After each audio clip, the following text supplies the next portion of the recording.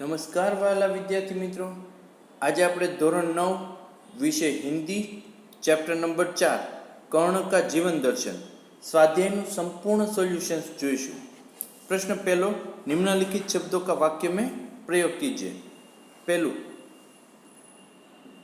अत्यल्प तो बहुत थोड़ा। सांसारिक भोग विलास अत्यल्प सुख देते हैं। बीजू, चाकचिक्य मीन्स चमक, चका चौथ। वाक्य में प्रयोग, देहांती मित्र मुंबई की चाकचिक पर मंत्रमुग्ध हो गया। त्रीजू, कनकाब मीन्स सुनहले। राजमहल के कनकाब शिखर हमारा ध्यान आकर्षित कर रहे थे। चौथू, तप क्षीण मतलब प्रभावहीन, तो शाप के प्रभाव से मुनि तुरंत तपक्षीण हो गए। पांचवू, क्लेश यानी कष्ट वेदना। वाक्य में प्रयोग, पुत्र के अनुचित व्यवहार से पिता को बड़ा क्लेश हुआ।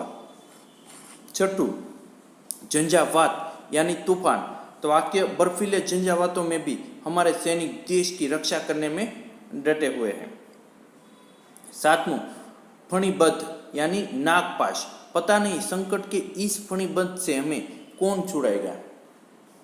प्रश्न बे, संक्षेप में उत्तर लिखिए। पहलू, वैभव से क्या प्राप्त होता है? जवाब, वैभव से मनुष्य को ढेर सारी चिंताएं और थोड़ी सी हंसी खुशी प्राप्त होती है। इसके अतिरिक्त उसे चमक दमक दिखाने का अवसर और क्षणिक भोग विलास प्राप्त होता है। बीजू, धन संपत्ति किस लिए है? जवाब, धन संपत्ति परोपकार के लिए है। त्रीजू, सुख समृद्धि के अधीन मानव का क्या होता है? जवाब, सुख समृद्धि के अधीन मानव का तेज प्रभाव दिन प्रतिदिन क्षीण होता है और उसकी दुर्दशा होती है। चौथू, फणीबद्ध से कौन छुड़ाते हैं? जवाब, फणीबद्ध से गरुड़ जैसे साहसी और वीर पुरुष ही छुड़ाते हैं। प्रश्न 3, निम्नलिखित काव्य पंक्तियों का आशय स्पष्ट कीजिए। आपने काव्य पंक्ति आपेली है, वैभव विलास की चाह नहीं, अपनी कोई परवाह नहीं, बस यही चाहता हूँ केवल, दान की देव सरिता निर्मल, करतल से जरती रहे सदा, निर्धन को धरती रहे सदा। जवाब, कर्ण श्री कृष्ण से कहता है कि हे केशव, आप मुझे राज्य देने का प्रलोभन दे रहे हैं, परंतु मैं वैभव विलास का जीवन पसंद नहीं करता। मुझे अपनी कोई चिंता नहीं है, मुझे दान देने में रुचि है, इसलिए मैं केवल यही चाहता हूँ कि मैं गरीबों को हमेशा दान देता रहूं और उनके दुख दूर करूं। बीजू, मैं गरुड़ कृष्ण, मैं पक्षीराज, सिर पर न चाहिए मुझे ताज, दुर्योधन पर है विपद घोर, सकता न कोई किसी विध उसे छोड़, रणखेत पाटना है मुझको, आही पाश काटना है मुझको। जवाब, कर्ण श्री कृष्ण से कहता है कि इस समय मेरी स्थिति गरुड़ पक्षी के समान है, मुझे राज मुकुट नहीं पहनना है। इस समय दुर्योधन भारी संकट में है, युद्ध रूपी नागपाश ने उसे जकड़ रखा है, मुझे दुर्योधन के इस नागपाश को काटना है, दुर्योधन को युद्ध में विजय दिलाना है, मुझे गरुड़ की तरह अपना दायित्व निभाना है। प्रश्न 4, टिप्पणी लिखिए। पहलू, कर्ण की अभिलाषा। कर्ण दानी पुरुष है, वह प्रतिदिन जरूरतमंद लोगों को दान देता है, उसे राज्य पाने की इच्छा नहीं है, वैभव पाकर भोग विलास में जीना उसके स्वभाव के विरुद्ध है। वह दयालु और उदार वृत्ति का है, गरीबों के प्रति उसके मन में करुणा है, उसकी यही अभिलाषा है कि वह अपनी दान वृत्ति से निर्धनों का दुख दूर करता रहे। बीजू, कर्ण का मित्र धर्म। जो कर्ण का जीवन अन्याय और अपमान से भरा हुआ था, एक दुर्योधन ने ही उसे सम्मान दिया और उसे अपना मित्र बनाया। कर्ण दुर्योधन के इस उपकार को कभी नहीं भूल पाया। महाभारत का युद्ध शुरू होने से पहले श्री कृष्ण उसे पांडव पक्ष में लेने गए, उन्होंने उसे राज्य देने का प्रलोभन भी दिया, परंतु कर्ण ने उसका प्रस्ताव अस्वीकार कर दिया। उसने दुर्योधन का साथ छोड़ने से स्पष्ट इनकार कर दिया।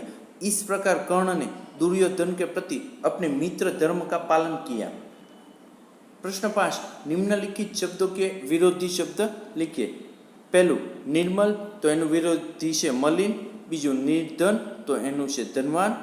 ત્રીજું પ્રબુદ્ધ તો કમ, ચોથું શિખર તો તલટી, પાંચમું કોમલ તો કઠોર અને છઠ્ઠું અમૃત तो विष।